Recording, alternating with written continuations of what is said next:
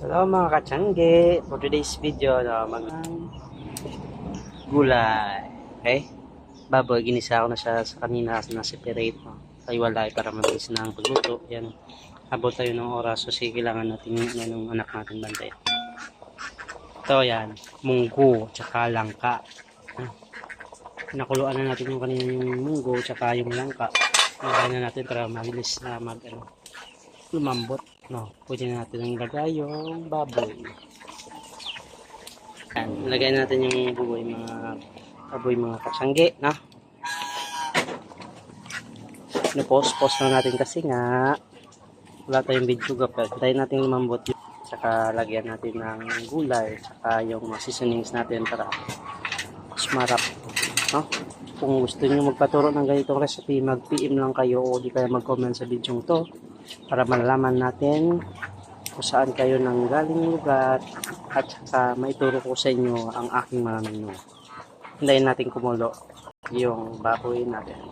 Ayan na. Lambot na ito yung baboy natin, yung model natin ng kahoy natin. Yeah. Commander. Lagay na tayo ng asin mga sangge. Ano lang, tangat-tangat lang. Kasi meron yung tawang kutsara. Sordita. Lagay tayo ng pepper. This kano, ang guess natin. Pepper. Yeah. In the pot. Yeah. Big pot. Uga. Drown. You stop cooking. Yan ang bitchen, yung susunin natin bitchen. Yung gamit natin. Sinigang. Tayo ng kalabasa. Yeah.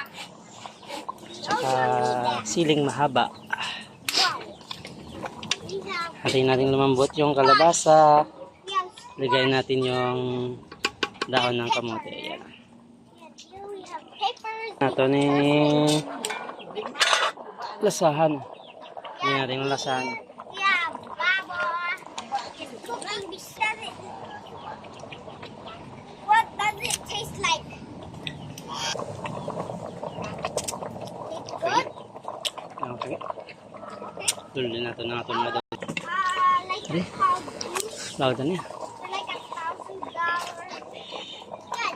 Yeah,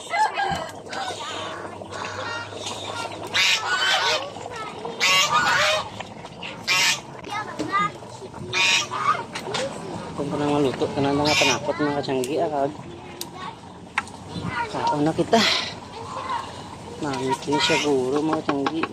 Para kita galing separate niya. No? Gamay lang pork at gives me another